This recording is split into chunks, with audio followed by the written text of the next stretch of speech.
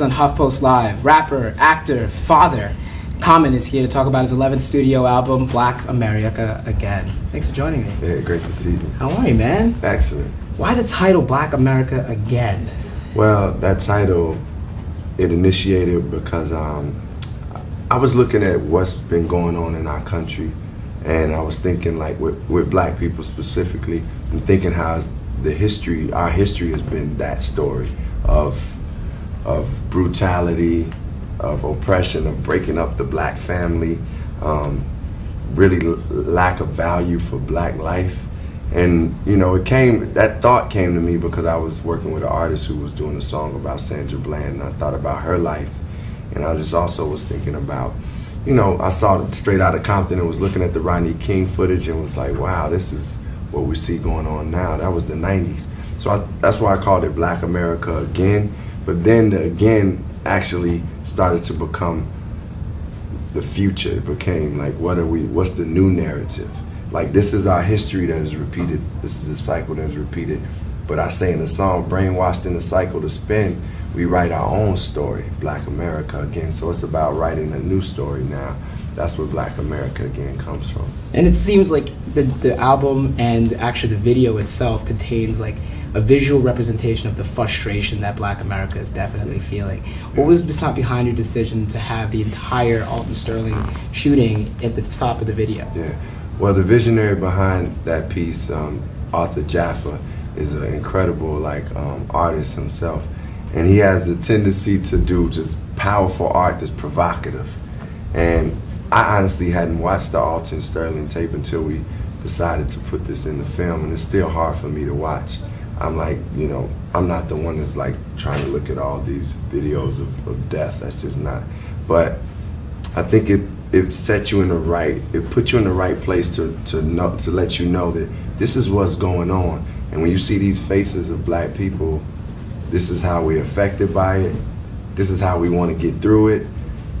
This is our humanity. This is our innocence. This is our power. Like, that's what you see in all the faces of every person that you see in that visual piece. I think it's important to constantly have a proper representation of like a black experience on camera. And as a black actor, what are your thoughts on this new slate of black films and black movies? We have Nate Parker's film coming out next week, and Secure drops next week as well. Donald Glover's Atlanta. Yeah. Isn't it an exciting time to be a black person on film? Oh, it's so exciting. I feel like inspired when I seen Atlanta, Queen Sugar, The Birth of a Nation. I saw a film called Moonlight that's incredible, directed by Barry Jenkins, and I mean, it's a story you never seen told with black characters, but it's a universal story. And I think, you know, what these visionaries are doing, the artists that, you know, the TV shows that just mentioned, these are stories with black people in it, but they're universal stories. And that's who we are. Like, that's really all I really wanted to get across in the music, even in the phrase Black America Again. It's like, hey, we human beings just like our Asian brothers and sisters, our white brothers and sisters, our Latino brothers and sisters, our Native brothers and sisters. We just human beings. So I think what we're seeing in film and television is like the roundness of who we are, and not just like one monolithic type of people. As a father, do you believe that this is a great time to raise a young black woman? Yes, I do. This is a fruitful time because we're at that time in history where like so much has happened.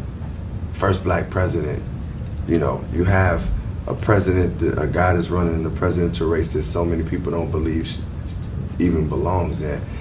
A lot of young people just dying at the hands of police, protests. Like, the world is like coming to a crossroads, or at least our country is, which is a big part of the world.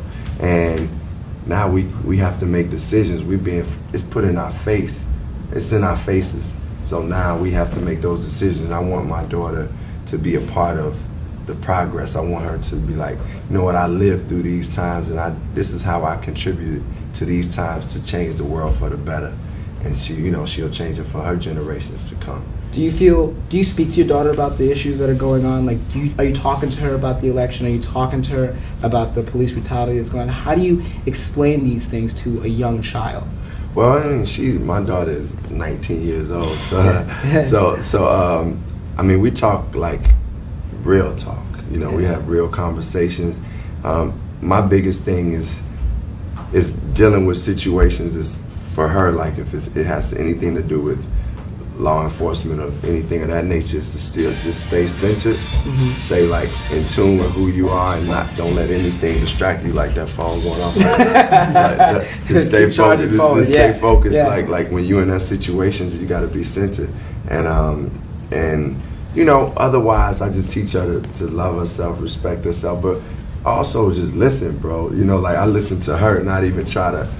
It's not even all about me giving her information. To be a parent, you got to be a student too, to a certain degree, or a child, like as far as being able to listen, you know. We're taking your comments live. If you have anything, just make sure you throw them up. A colleague of mine, she said, "Common is a rare person." Pun intended. Sorry, not sorry. Well, at least she didn't say I was uncommon. Everybody always say that, but I like that. I'm a rare person. I'll take that.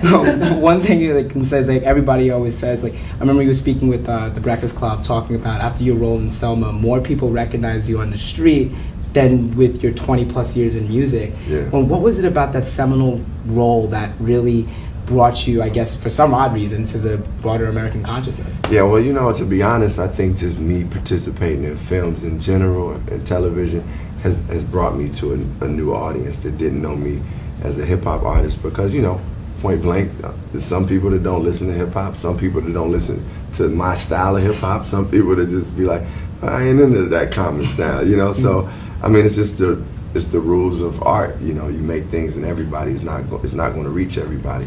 But one thing, you know, being in another genre, another field, you know, that same person that may not listen to hip hop is watching Hell on Wheels, which is a TV show I was on, you know, or they may go see American Gangster. Well, they watched you on Girlfriends. Yeah, that was my first. That was my first like acting job, and it was incredible to be on there. I always give thanks to Robbie Reed, who casted me in that. And, anyway, I think that Selma was a moment where Ava DuVernay and the cast and everybody involved captured something that was very special and paid homage to the people who really paved the way. And the world could feel it. The world could feel it. Our country felt it. And it was at a time where that was the year that Michael Brown got killed. I can remember us doing press for Selma, and people were in the streets of New York protesting about social justice. So it was like the movie was relevant at the time. It's timeless now, but I think it was just so real to what was going on at that moment, and it's going on now. It seems that we as black folk are starting to take more control of the narrative. And like I was telling you before we sat down, that I didn't know that Chicago was discovered by a Haitian man. Yeah. And it seems that we have been indoctrinated with this revisionist history for so long. Yeah. How important is it for her to, like, especially bringing it back to your daughter, to explain to her what really happened so she has a true confidence in her own identity as a black woman? Oh man, it's one of the most important things we can do, just knowing from where we came, knowing from which we came, and knowing our history enough to see all the things we've overcome, the things we've created, who we are in this world. Like, so many things we've affected. I mean, just honestly, like, I love having conversations with my daughter, with Amoye, about, like, 'cause she's taking an African American studies class, so it's like she's teaching me too, and I'm learning. So I love having those conversations. But it's one of the things that, for me, like, growing up in Chicago in a black area and learning about Langston Hughes and Dr. Maya Angelou or Emmett Till, even, like, the struggles that we went through, like, it really shaped me to know that I could go out and really achieve anything I really wanted to. So I think it's one of the most essential things, is to just know our history and know that, you know, we have that power within us to create new things from that. But those ancestors are with us. Always with us. Yeah. Chicago at the moment is constantly brought up as a way to deflect answers on true change to change police brutality, to help uplift black people around the country. How does it feel to constantly hear Chicago brought up on the national political stage like that? Well, usually the people that is being brought up by, like, whether it's Giuliani or, or Trump, Donald Trump, I never feel like they're saying it because they care about the people, that they really care about Chicago. They're using it to like justify what's been going on as far as it goes with black life being taken by police officers. And I think it's an argument that's, to me, it's not even productive, it's not necessary, it's no solution driven thing to say, well, people killing each other in Chicago. And what are you doing to help that situation? And if you know that situation exists, have you ever reached out to try to do something? Are you actively doing something? Or are you just mentioning it as a ploy to, just to combat what's going on and to distract? A lot of distractions are like going on right now. Like when I looked at the debate, it was like, okay, you're being Donald Trump is being asked questions about how he would go about certain policies, and he just started saying phrases, and I was like, man, I'm not getting the information that I would need to say this guy is the right presidential candidate. So using Chicago is painful to a certain degree because I feel they don't have the compassion about the life the lives that are being lost.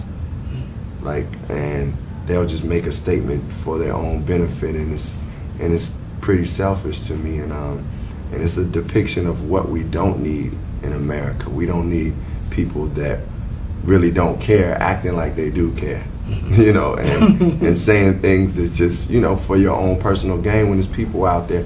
One of my biggest things is like, man, when the haves have, how can you not try to help those who don't have?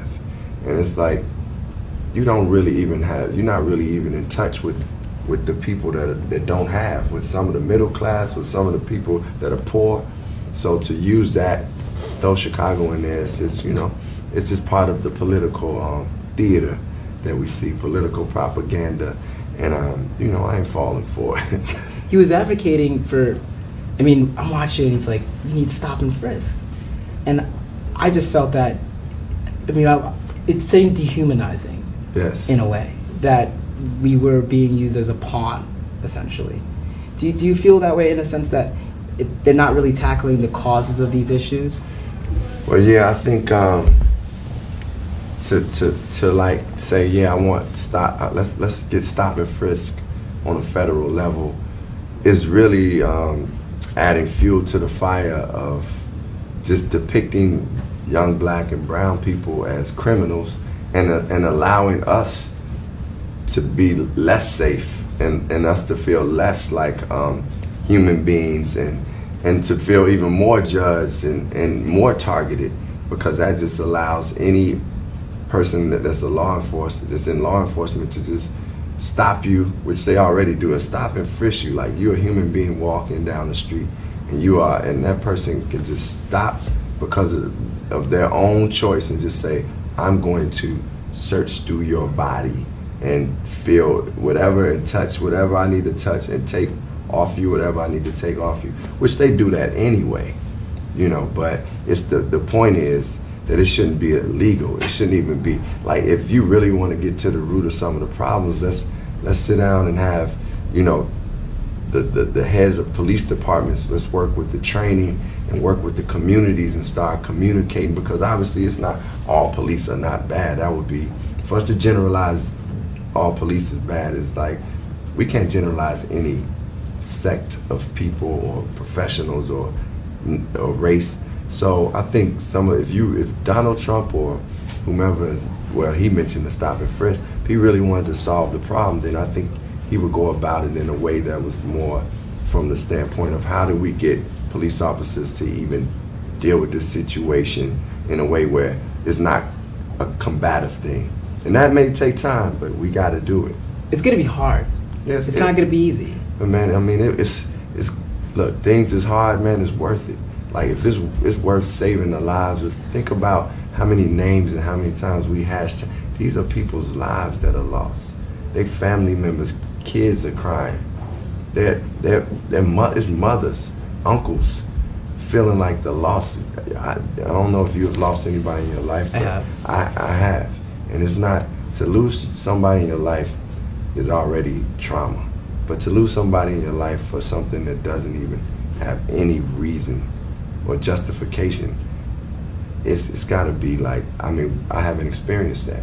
You know, I haven't, and like, we hashtag them and we say their names, but like, these are human beings whose lives have been halted, but for that reason. So, I mean, it's just up to us to, at this point, to do everything we can do to not allow this to happen again. And especially for some of these lives that were taken or lost, their family members to be so privy to what is happening, to be there filming as it's going on, and to still be so calm, like in the face of knowing that they know the routine. In a way, like back in Charlotte, like the woman was saying, like, he doesn't have a gun, y'all better not shoot him on the video, you know. And I know you try to stay away from these videos, but it's like astonishing that they know the routine, they know what's gonna happen. Yeah, I mean, I've seen that video. I didn't like, what I stray away from most is just watching the actual shooting and seeing somebody lying on the ground. I do try to get as much information as possible of what happened in these situations.